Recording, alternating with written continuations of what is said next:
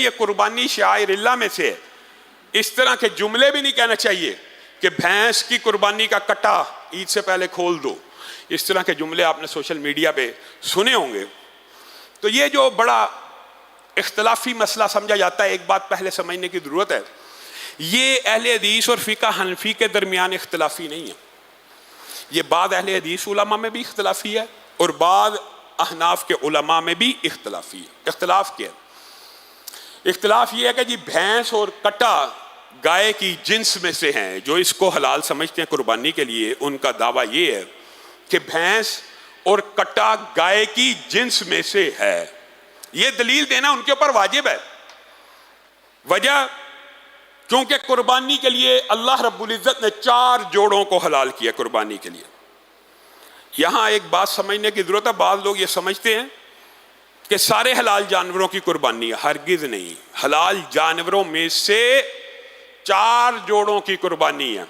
من الابل اثنین، اونٹ میں سے بکر اثنین، گائے میں سے یعنی نر مادہ، اونٹ اونٹنی، بکرا بکری، چھترا اور چھتری، اور دمبا رسول اللہ کی حدیث کے مطابق.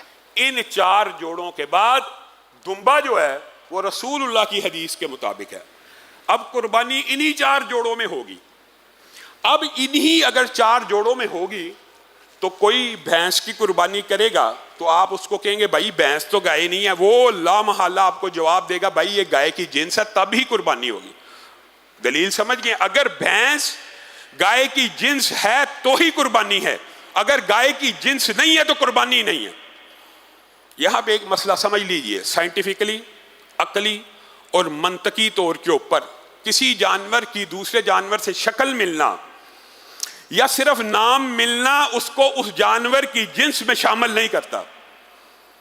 بھینس جی گائے کی جنس میں سے ہے. دلیل کیا؟ اس دور میں نہیں تھی عرب میں، لیکن اس کی شکل و شباہت گائے سے ملتی ہے تو اس لیے یہ اس کے ساتھ ہے. اس کے اوپر زکوٰۃ کا وہ حکم لگتا ہے جو گائے کے اوپر لگتا ہے، اس لیے وہ اس کی جنس میں سے ہے. یہ 2 دلیلیں ہیں جو دونوں دلیلیں اگرچہ علماء کی ہیں لیکن دوسرے علماء کے موقف کے مطابق یہ دلیلیں باطل ہیں. گائے اور بھینس کی جنس سائنٹیفکلی کروموزومز کے اعتبار سے بھی فرق ہے اور عقلی اور منطقی اور ظاہری طور پہ بھی فرق ہے. گائے کا بچہ 9 ماہ میں جنم دیتا ہے، بھینس کا بچہ 10-11 ماہ میں جنم دیتا ہے.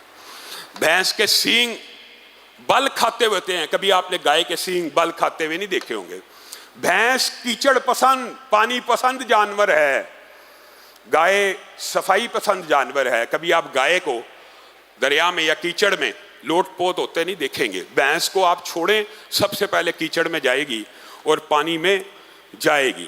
دودھ کی نوعیت کا بھی فرق ہے. پھر جنس کے اختلاف ہونے کا سب سے بڑا جو سائنس کے طالب علم ہیں وہ بھی جانتے ہیں اور جو عام لوگ ہیں وہ بھی جانتے ہیں، فیملی ایک ہو، سپیشیز الگ بھی ہوں لیکن اوپر سے فیملی ایک ہو تو بھی ان سپیشیز کا آپس میں اختلاط ہو جاتا ہے، آپس میں تعلق قائم ہو جاتا ہے، آپس میں انٹرکورس ہو جاتا ہے. آپ دیکھیں گدھا اور گھوڑا الگ الگ جنس ہے کہ نہیں؟ فیملی ایک ہے تو گدھا اور گھوڑا کا آپس میں ملاپ ہو جاتا ہے کیونکہ کروموزوم کا سٹرکچر ایسا کہ ملاپ ہو سکتا ہے. کوئی ذی شعور بندہ گھوڑے کو اور گدھے کو ایک جنس نہیں کہہ سکتا. الگ الگ جنسوں کے باوجود ملاپ ممکن ہے. اسی طرح زیبرا ہے. اب یہاں پہ آپ بھینس کا اور گائے کا ملاپ کر کے دکھائیے، نہیں ہو سکتا.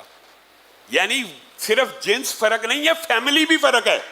اور اس فیملی کو بفلو کہا جاتا ہے. یہ جنگلی جانور ہے اور وہ پالتو جانور ہے. اس کو آپ ہل میں جوت لیں گائے کو جتنے مرضی سال، بھینس کو جوت دیں. یعنی زمین آسمان کا فرق ہے.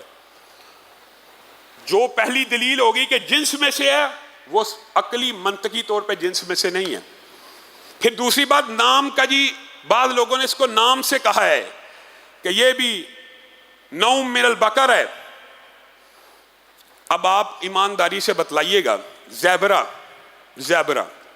اس کو کیا کہتے ہیں عربی میں؟ حمار وحشی. حمار کیا نام ہے؟ حمار. کیا نام حمار ہونے سے زیبرا حرام ہو جائے گا؟ گھریلو گدھا تو حرام ہے اور زیبرہ حلال ہے، صرف نام ہونے سے بھی، اول تو یہ دلیل پیسے ہی کمزور ہے، لیکن اگر کسی نے کہہ بھی دیا ہے تو ہم نام ہونے سے بھی چیزوں کی حلت اور حرمت اور قربانی میں داخل نہیں ہو سکتی۔ لیکن بات وہی ہے، چونکہ علماء کا اختلاف ہے تو اگر کوئی ایک موقف کو اختیار کرے اس کے لیے سختی نہیں ہونی چاہیے، کوئی دوسرے کو اختیار کرے اس کے لیے سختی نہیں ہونی چاہیے۔ لیکن پھر جو یہ آخری دلیل وہ یہ دیتے ہیں، تین ہی دلیلیں ہیں۔ تیسری دلیل کہ بھینس کے اوپر احکامات لگتے ہیں گائے کے زکوٰۃ والے۔ یہاں پہ یاد رکھیے احتیاط کا ایک کلیہ ہوتا ہے، فقہی کلیہ، فقہی۔ بھینس کے اندر زکوٰۃ دینے میں احتیاط ہے کہ گائے کے اوپر قیاس کیا جائے اور اس کے مطابق زکوٰۃ دی جائے، اور قربانی کے اندر احتیاط یہ ہے کہ وہ نہ کی جائے۔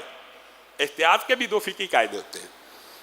قربانی کے اندر بھینس کو لے کے جائیں تو احتیاط یہ ہے کہ ان 4 اجناس کی جائے اور بھینس کو نہ کیا جائے، اور زکوٰۃ کے اندر جب احتیاط کا کلیہ آئے گا تو ادا کرنا احتیاط کا پہلو ہے، اس لیے یہاں پہ احتیاطاً ادا کی جاتی ہے۔ تو یہ 3 جو دلائل ہیں یہ ان لوگوں کے ہیں، اور میں حیران ہوتا ہوں کئی مرتبہ کہ بھینس کی قربانی پہ اتنا لمبا چوڑا 10 دن بحث ہوتی ہے، ہر سال 10 دن۔ بھینس تو اب گائے سے سستی رہی بھی نہیں، بھینس تو اب مہنگی ہے، اب گائے اویلیبل ہے، اب وہ 4 اجناس جن کے اوپر کوئی شک و شبہ نہیں موجود ہیں، تو ان کو کرنے کی بجائے ایک مشکوک چیز کو کرنے کا کیا فائدہ ہو سکتا ہے؟ کوئی فائدہ نہیں۔ اللہ رب العزت جو کہا گیا، جو سنا گیا، اس کو سمجھنے کی توفیق عنایت فرمائے۔ اگر کسی ساتھی کے ذہن میں قربانی کے حوالے سے کوئی اور بھی سوال ہو تو وہ کر سکتا ہے۔ ہاں، میرے ذہن میں ایک اور بات آ گئی، ساتھیوں نے بھی پوچھا تھا، گائے کے اندر 7 حصے ہوتے ہیں، اونٹ کے اندر اگر آپ چاہیں تو 7 حصے بھی رکھ سکتے ہیں اور 10 حصے بھی رکھ سکتے ہیں، 7 حصے بھی اور 10 حصے میں بھی، یہ اللہ رب العزت کی طرف سے آسانی ہے۔ پھر گائے کے اندر کیا 2 حصے عقیقے کے رکھے جا سکتے ہیں اور 5 حصے قربانی کے؟ آپ قربانی اور صدقے کو ملا رہے ہیں، نہیں رکھے جا سکتے، حتیٰ کہ حالی گائے کے اندر عقیقہ کیا نہیں جا سکتا۔ گائے کا عقیقے کے ساتھ کوئی تعلق نہیں، عقیقے کے لیے ایک مکمل جانور کی جو حدیث ہے، ہاں اس جانور کی شرط دوندہ ہونا ضروری نہیں ہے، وہ کم عمر ہو سکتا ہے، اس میں کسی بھی قسم کے کوئی اچنبے کی بات نہیں ہے۔ اللہ رب العزت جو کہا گیا، جو سنا گیا، اس کو سمجھنے کی توفیق ہے۔